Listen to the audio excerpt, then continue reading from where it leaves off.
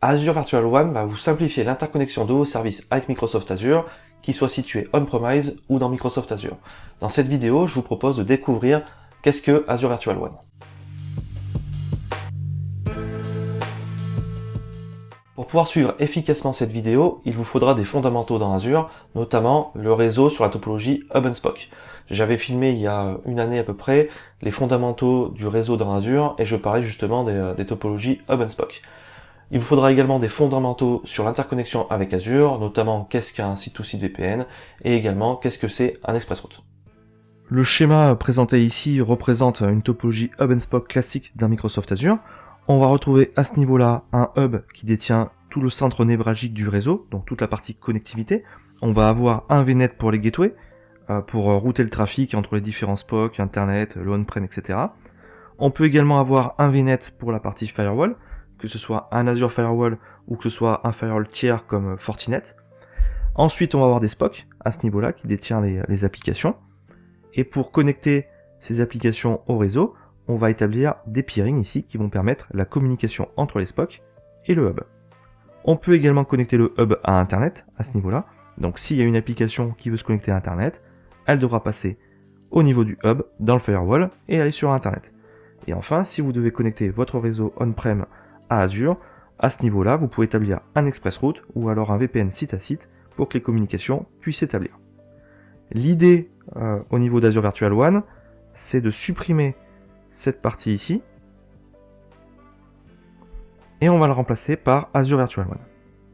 Dans Azure Virtual One, ce qu'on va faire, c'est qu'une fois que le service est déployé, on va créer un Virtual Hub à ce niveau-là et c'est sur ce Virtual Hub qu'on va pouvoir connecter les peerings des SPOC comme ceci. L'intérêt du Virtual Hub également, c'est qu'on va pouvoir le sécuriser. Donc on peut rajouter un firewall. Ce firewall peut être Azure Firewall, le firewall de Microsoft, mais ça peut être également un firewall tiers comme Fortinet. Il y a certains firewalls tiers qui sont donc supportés pour le Virtual Hub. Donc il y en a une certaine quantité, ils ne sont pas tous supportés, mais je sais par exemple que Fortinet c'est le cas.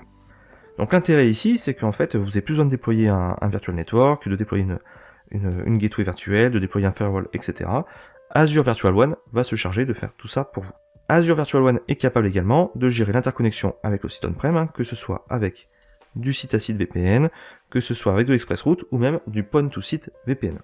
Il existe deux types d'Azure Virtual One. Il y a le type basique qui va supporter uniquement l'interconnexion site-to-site VPN, mais il y a également le niveau standard qui va supporter l'ExpressRoute, le point-to-site VPN, le site-to-site VPN, l'interconnexion entre le hub et les VNet, mais également l'Azure Firewall et les Virtual Appliances dans le Virtual One. Donc en général, on va partir sur du standard, sauf sur du cas spécifique où on a besoin uniquement de site-à-site VPN. On peut mettre à jour un niveau basique vers un standard. En revanche, on ne peut pas revenir d'un standard vers un basique.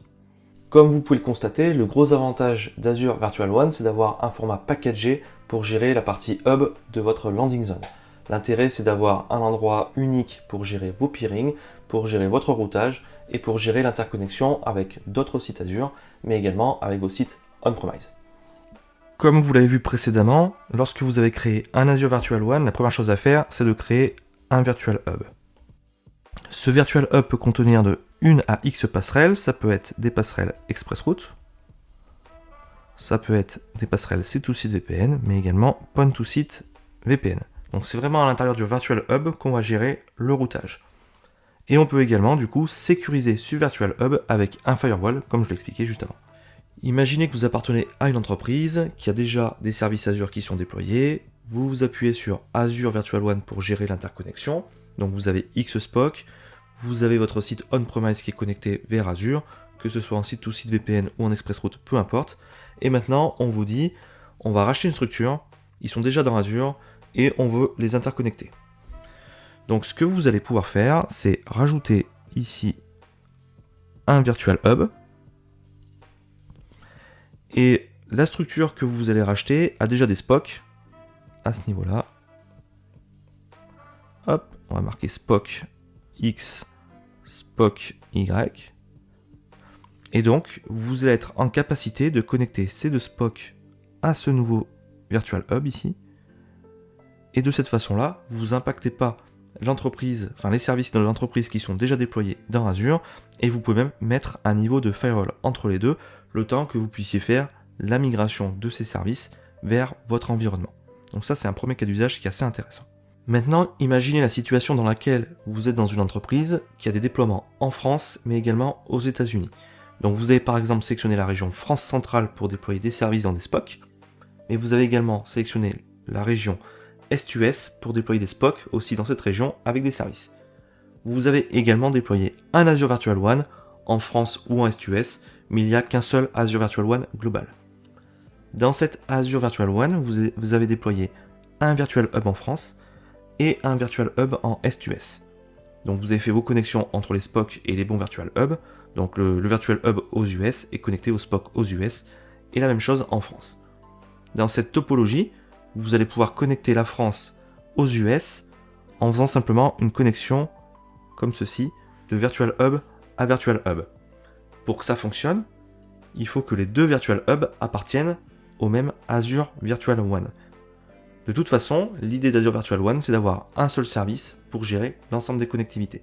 Donc vous déployez un Azure Virtual WAN avec deux Virtual Hub et vous serez en capacité de faire la communication suivante. Il y a également une autre solution, c'est dans le cas où vous avez ExpressRoute Premium, vous allez pouvoir vous appuyer sur ce qu'on appelle Global Reach pour faire une connexion d'ExpressRoute à ExpressRoute, donc de deux peerings privés différents. Donc vous allez connecter vos deux ExpressRoutes comme ceci, et donc tout le routage se fera au niveau de l'ExpressRoute qui est en dessous. Donc le routage pour vos différents sites on-premise qui sont aux US, en France ou ailleurs, mais également le routage des deux sites Azure qui sont présentés ici. Donc ça vous permet de vous appuyer sur votre fournisseur internet, votre fournisseur WAN ou ExpressRoute pour pouvoir gérer toute l'interconnexion, que ce soit des sites qui sont on-premise, ailleurs et dans Azure. Il y a un cas qui peut être problématique dans le cas d'usage d'Azure Virtual WAN, c'est quand vous utilisez Azure Virtual WAN avec DNS Private Resolver.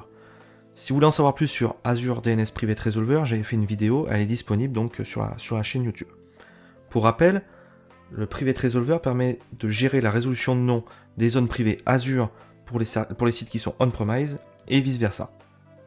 Lorsque vous êtes en topologie Hub and Spock classique, c'est-à-dire que vous avez créé votre Virtual Network et puis vos SPOC et fait des peerings, comme la situation de gauche ici, vous allez pouvoir déployer deux subnets dans le Virtual Network qui est le Hub à ce niveau-là, et donc vous allez pouvoir mettre l'empreinte in dans le subnet in et la partie service out du Private Resolver dans le subnet out. Dans le cas d'Azure Virtual WAN, vous ne pouvez pas faire ça, puisque vous n'avez pas la main sur le Virtual Hub. Vous ne pouvez donc pas créer à ce niveau-là de subnet pour la partie in du Private Resolver, et pareil pour la partie out. Donc ce que je vous préconise de faire, c'est que vous créez un nouveau SPOC, un nouveau Virtual Network, dans lequel vous allez mettre votre subnet pour la partie entrante, votre subnet pour la partie sortante du Private Resolver, et ici, ça sera considéré comme un SPOC, et donc ensuite vous faites simplement un peering entre le SPOC et le Virtual Hub, et ça vous permettra d'utiliser Azure Private Resolver avec Azure Virtual WAN. Azure Virtual WAN supporte le routage statique et BGP. Pour des configurations simples, vous pouvez faire des routes statiques. En revanche, lorsque vous allez commencer à avoir des infrastructures plus lourdes avec une multitude de réseaux, je vous conseille de faire du BGP. Pour rappel, le BGP va permettre de faire du routage dynamique, c'est-à-dire que les tables de routage vont être annoncées et construites dynamiquement en fonction des déclarations qui vont être faites. Si vous décidez de déployer Azure Virtual WAN, on va vous demander la capacité du premier Virtual Hub. La capacité va définir la quantité de bandes passantes ainsi que le nombre de machines virtuelles qui pourront être connectées par rapport à l'ensemble des réseaux virtuels qui sont connectés au Virtual Hub. Donc par défaut, on a 3 Go de bandes passantes ainsi que la possibilité de connecter 2000 machines virtuelles. Plus vous allez augmenter la capacité, plus vous aurez de bandes passantes et la possibilité de connecter 2 machines virtuelles à ce Virtual Hub. Dans la prochaine vidéo, on passera à la pratique. Je vous présenterai comment déployer un Azure Virtual WAN, comment faire l'interconnexion avec les Virtual Network, avec les sites on-premise et entre deux Virtual Hub. J'espère que vous avez apprécié la vidéo. Si c'est le cas, n'hésitez pas à laisser un petit pouce bleu, un petit commentaire, et je vous dis donc à la semaine prochaine.